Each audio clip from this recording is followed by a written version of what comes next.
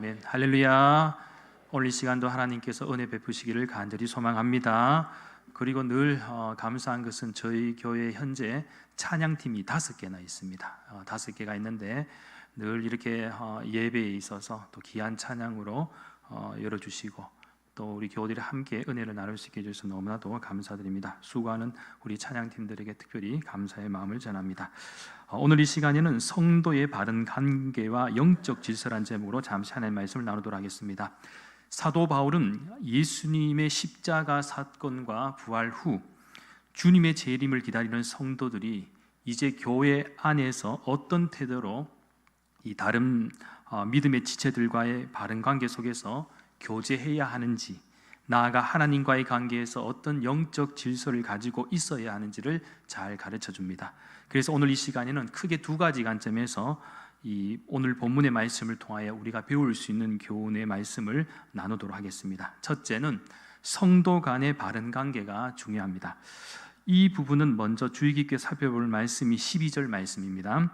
형제들아, 우리가 너희에게 구하노니 너희 가운데에서 수고하고 주 안에서 너희를 다스리며 권하는 자들을 너희가 알고, 라고 이렇게 사도 바울은 말씀하고 있는데, 이것은 사도 바울이 사람과의 관계에 있어서 먼저 영적 지도자와의 관계를 언급하고 있는 대목입니다. 이것은 특별히 교회 안에서 경험하는 인간관계로 또 직분을 맡는 사역자들을 대하는 태도에 주목하고 있다는 것이죠. 그래서 12절 말씀에서 사도 바울은 교회의 지도자 또는 사역자는 공동체 안에서 수고하고 다스리며 권하는 역할을 담당합니다. 여기서 참고로 수고하고라는 이 단어는 헬라어로 코피온타스라고 하는데, 이 단어는 피곤에 지칠 정도로 수고하는 것을 뜻합니다. 한마디로 최선을 다해서 헌신하는 것을 의미하죠. 그런 의미에서 성도들은 교회에서 말씀을 가르치는 사역자들을 귀하게 여겨야 합니다. 왜 그런가 하면 하나님은 무질서의 하나님이 절대로 아니시죠. 그래서 하나님은 질서를 위해서 특별히 말씀의 사역자들 같은 경우 그 권위를 위임하셨고 또 성도들에게 잘 양육할 수 있도록 허락을 하셨다라는 것입니다. 그렇게 가끔씩 말씀을 가르치는 이 사람들을 단지 인간적인 기준으로 판단하고 비판하는 경우도 있는데, 이런 모습 속에서는 하나님의 말씀에 대한 감동과 은혜를 받을 수도 없고, 나아가 말씀의 사역자들 귀하게 여기는 만큼 또 그 길이 성도 자신의 영혼을 보호하는 길이라는 사실을 잊지 말아야 할 줄 믿습니다. 또한 교회를 위해서 여러 모양으로 섬기고 헌신하는 일꾼들, 우리 당회원들이나 항종 직분자들, 그리고 보이지 않는 곳에서 묵묵히 수고하시는 분들도 늘 감사하는 마음과 또 하나님 보시기에 흔들리지 않고 이 견고하게 잘 감당해 나갈 수 있도록 위해서 많은 기도와 관심과 격려가 필요합니다. 어떻게 보면 우리 교회가 그래도 건강하게 세워져 가는 것은 바로 이러한 모든 이 말씀의 사역자들뿐만 아니라 우리 모든 성도들이 한마음 한뜻으로 또 열심히 최선을 다하기 때문에 감당할 수 있는 일이다 하는 것입니다. 그리고 오늘 본문 13절부터 15절까지의 말씀에서는 좀 차근히 살펴볼 필요가 있는데요. 13절 말씀에서는 무엇이라고 말씀하고 있습니까? 그들의 역사로 말미암아 사랑 안에서 가장 귀히 여기며 너희끼리 화목하라. 사도 바울은 계속해서 13절 말씀에서는 성도들은 서로를 사랑해야 할 대상으로 여기고 서로 화목하기를 권면하고 있습니다. 사실 교회 안에서는 직분에 따른 권위도 필요하지만 그보다 더 우선되어야 할 것은 믿는 사람이 서로를 향해 품어야 하는 형제 그리고 자매입니다. 만일 교회의 모든 지체가 사역자들을 존중하고 성도 간에 서로 사랑하고 실천한다면 그 교회는 주님이 기대하시는 건강하고 화목한 관계로 나아가게 될 것입니다. 저는 우리 대구 난강교회도 그러한 은혜가 있기를 간절히 소망합니다. 그렇습니다. 교회의 부흥과 성장의 기초는 이 사랑 안에서 화목함에 있습니다. 지금도 생각나는 것이 예전에 제가 청년 사역을 할 때에 특별히 청년 임원들이 세워지죠. 그때 제가 5개의 국을 운영을 했었는데 그 가운데 아마 교육국이었던 것 같은데요. 거기에도 이제 임원들이 세워졌는데 이 한 친구가 어느 날 찾아와서 상담을 좀 신청을 했습니다. 그러면서 자기가 좋아하는 자매가 있는데 그 교육국에 자기를 넣어달라는 것이죠. 넣어달래. 그래서 제가 얘기했죠. 니는 교회에 연애하러 왔나? 신앙생활을 왔나? 그러니까 또 이 친구가 뻔칠수가 좋아요. 목사님, 제가 이제 나이가 되니까 신앙생활도 중요하지만 연애도 중요합니다. 그러면서 저도 장가 가야 되지 않겠습니까? 그래, 너무 당당해서 그래. 그래서 제가 마음속에 또 이렇게 자비와 긍휼함이 이렇게 생기는 바람에 그 교육국에다 넣어줬습니다. 자, 넣어줬는데 중요한 것은 고백했다가 까였습니다. 잘 됐으면 좋은데 까여버렸어요. 상심하고 있는 그 친구가 또 찾아와가고 일단 저한테 까여가 너무 괴롭다. 그래서 네가 뭐 좋아한 것도 얼마 안 된 것 같은데 뭐 좋아하고 자시고 간에 뭐 그거 까여갖고 지금 그렇게 실망할 거 없다. 대신 또 열심히 하나님 일을 감당하고 맡겨진 그 일을 네가 열심히 감당하다 보면은 또 하나님께서 또 좋은 기회도 주실 것이다 라고 했는데 정말 한 반년 정도 지나서 이 친구가 그래도 열심히 이제 사역도 하고 감당을 하고 있는 찰나에 그렇게 열심히 하는 그 친구의 모습을 본 눈에 찌짐이 붙은 어떤 한 자매가 갑자기 좋아한 거예요. 야, 여기서 한번 걷어차이고 저쪽에서 갑자기 막 엄청난 기회가 온 것이죠. 그리고 좋은 이렇게 나눔과 교제와 이렇게 잘 지내다가 결국 결혼에 꼴이 나게 되었습니다. 어떻게 보면 그 친구를 보면서 참 대단하다는 생각이 들어요. 이 불굴의 의지를 가지고 정말 차여도 까여도 그래도 다시 오뚜기처럼 일어서서 또 열심히 또 주님의 이름을 감당하면서 자기가 맡겨진 일을 열심히 할 때에 또 하나님께서 참 이렇게 은혜를 베푸신다는 것을 제가 그때도 좀 깨닫게 되었습니다. 결론적으로 하나님의 일을 열심히 잘 감당하다 보면 내가 필요한 때, 내가 원하는 때가 아니라 내가 포기하고 하나님만을 바라보는 그때에 하나님은 응답의 역사를 허락해 주신다라는 것입니다. 저는 아무튼 하나님의 그 섭리와 역사가 늘 우리 가운데 있기를 간절히 소망합니다. 계속해서 그 14절 말씀에 주목하시면 사도 바울은 게으른 자들을 권계하며 마음이 약한 자들을 격려하고 힘이 없는 자들을 붙들어주며 모든 사람에게 오래 참으라고 말씀하고 있습니다. 이 부분은 교회 공동체의 질서를 지키기 위한 방법과 동시에 교회를 건강하게 세워가는 방법이라고 이해할 수가 있습니다. 사도 바울은 당시 그들이 처해 있는 현실을 볼 때 신앙적으로 게으름을 피워서는 안 되는 상황임을 강조하면서 게으른 자들을 권계하라고 말씀하고 있습니다. 참고로 개역 개정본엔 현재 우리가 읽고 있는 이 개역 개정본에는 게으른 자들로 이렇게 새롭게 번역이 되었습니다만 이 옛날 개역 성경을 살펴보면 규모 없는 자들이라고 설명하고 있습니다. 그래서 여기서 말하는 규모 없는 자들은 헬라 원어적으로 조금 살펴보면 배열하다, 배치하다라는 뜻으로 해석되는데 이것은 마치 군대에서 사용하는 용어와도 같습니다. 즉 군대에서 행군하는 이 병사들의 모습과도 같다라는 것이죠.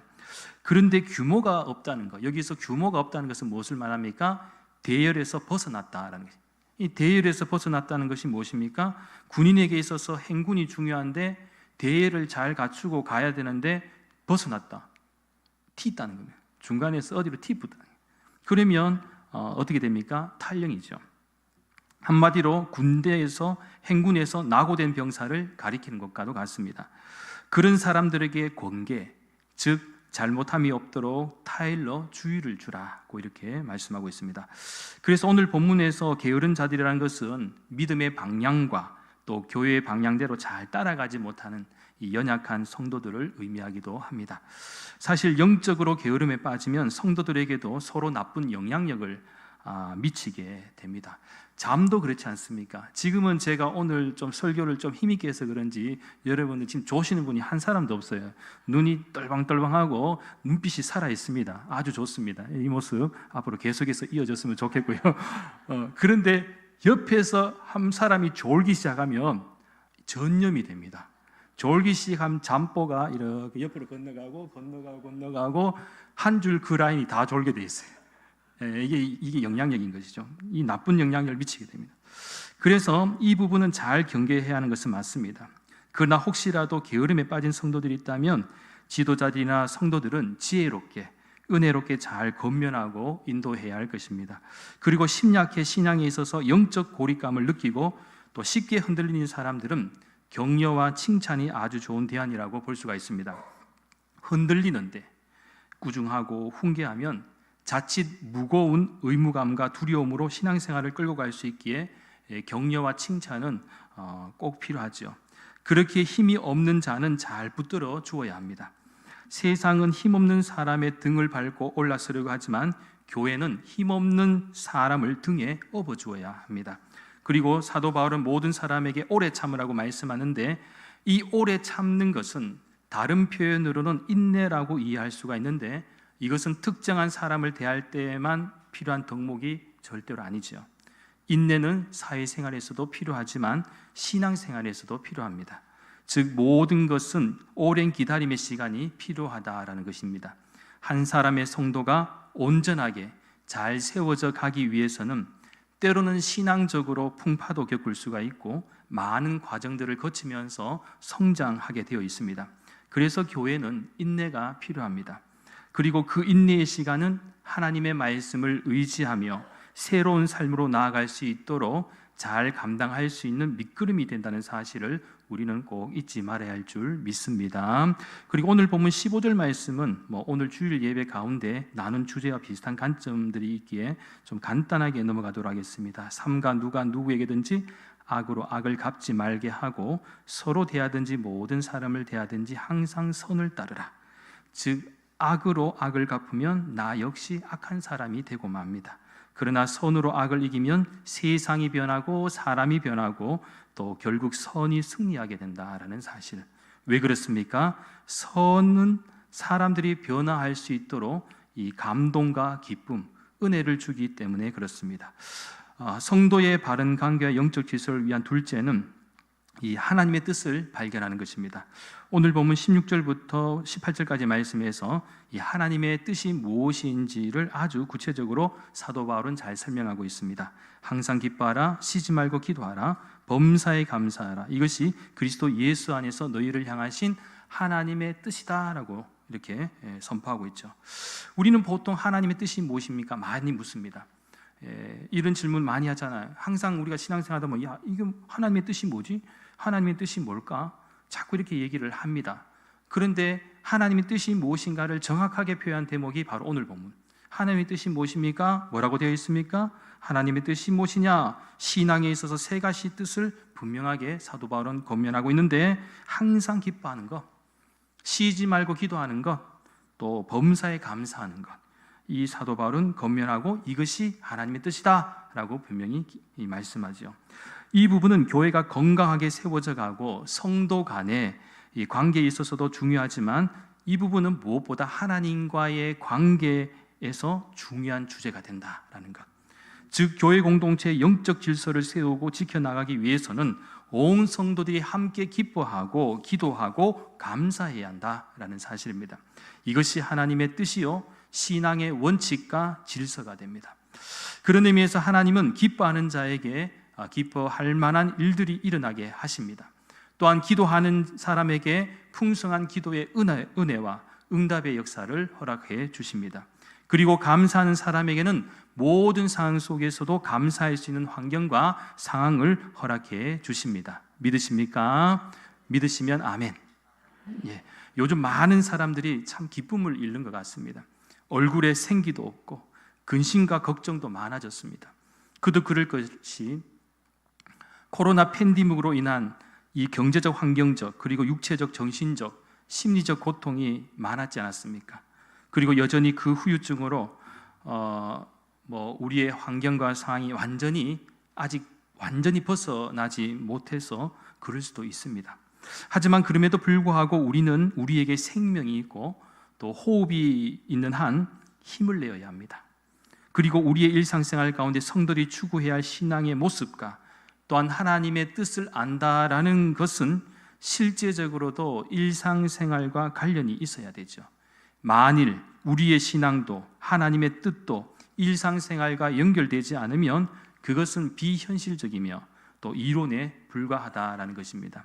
따라서 우리가 믿음 생활 가운데 하나님의 은혜에 대해서 만일 이해하고 강조한다면 그것은 단순히 이론으로 신학적인 지식으로만 머물면 안 된다는 것입니다.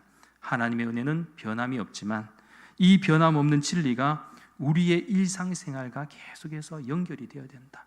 하나님의 은혜가 자꾸자꾸 우리의 삶 속에서 연결되어야지 이 은혜 있는 삶이 나타나지 않겠습니까? 그래서 하나님의 말씀으로 우리의 평범한 일상생활 가운데 끊임없이 분리되지 않도록 각 상황마다 사인을 주시고 또 말씀 가운데 하나님께서 우리에게 은혜를 허락해 주신 줄 믿습니다. 자, 예를 들어 자녀들은 어떻습니까? 이 부모에게서 웃음을 배우고 재치를 익히며 삶에서 가장 중요한 삶의 여백을 배우게 됩니다. 그래서 좋은 부모란 이 행복한 부모입니다. 또한 행복한 부모란 행복한 표정을 가진 부모입니다.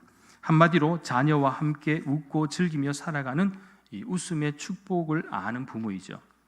이런 부모 밑에서 자란 자녀들은 예외 없이 행복한 일상을 만들어 갈 줄 아는 사람, 가꾸어 갈 줄 아는 사람이에요. 그래서 부모 역할이 굉장히 중요한 게 바로 그거죠.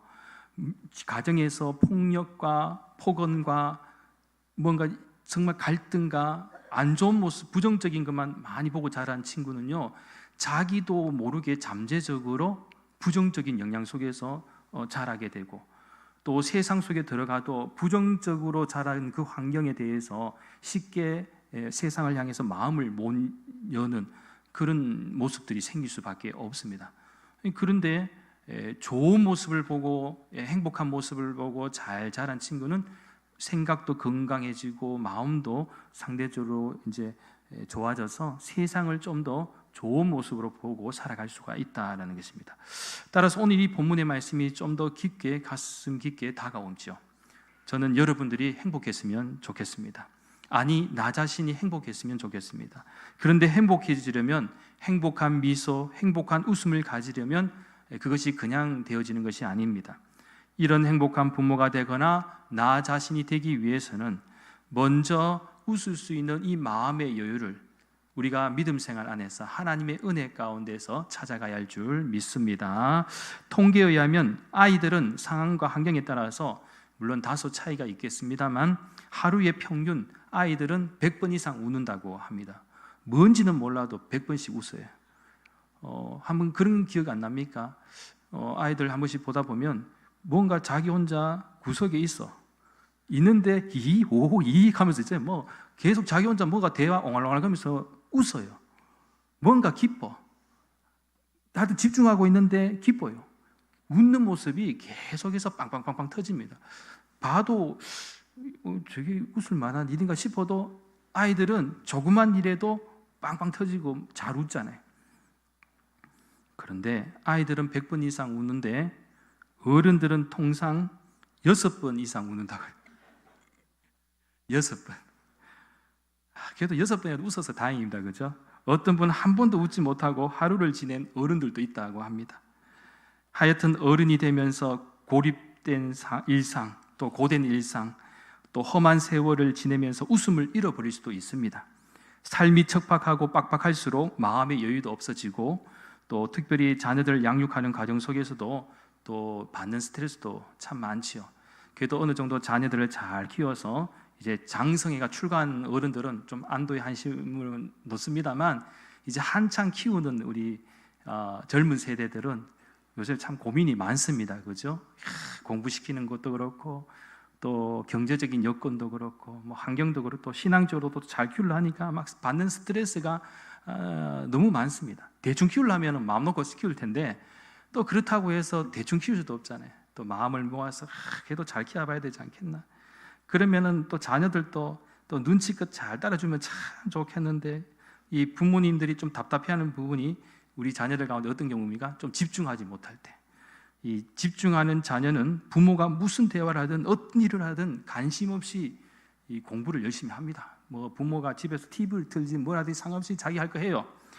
그런데 주의가 산만한 친구는 한 5분 공부하다가도 떡 나와가 문 열고 나가 엄마 무슨 대화했어? 그러고 또 공부하다가 갑자기 저 드라마 결과 어떻게 됐어? 그러면 들어가 공부하라고. 시험이 며칠 안 남았는데 뭐 공부 안 하냐? 그러면 잔소리 어쩔 수 없이 들어갔다가 또 5분 있다가 기 나옵니다. 엄마 배고픈데 라면 한 그릇 하지 가면서. 그러면 또 라면 먹고 난 후에는 화장실 간다, 잠시 쉬었다 한다. 그러면 이 도무지 집중하지 못하는 모습 보면 자기도 같이 집중 못하고 이 속에 막 그죠? 부모는 막 그 미칠 만한 마음들이 막 생깁니다. 그러면서 자기 자신도 모르게 웃음을 잃어갑니다. 그런데요, 만일 아이가 아프다고 한번 생각해 보십시오. 아프다고. 주의가 산만해도 집중을 잘못해도 생각을 좀 다르게만 바꾸어 봐도 사실 우리 아이가, 자녀가 아프지 않는 것만 해도 진짜 큰 복이거든요. 아파봐요. 얼마나 불쌍한지 몰라요. 그러니까 하나님께서 큰 병을 지켜주신 그것만 해도 너무 감사하고, 안 아픈 거요. 아프면은 이게 얼마나 다른 것이 다 필요 없다는 걸 깨닫게 됩니다. 우리가 모르고 사는 것이죠. 생각을 조금만 다르게 봐도 감사할 일이 참 많다는 것입니다. 결국 생각과 관점의 차이입니다.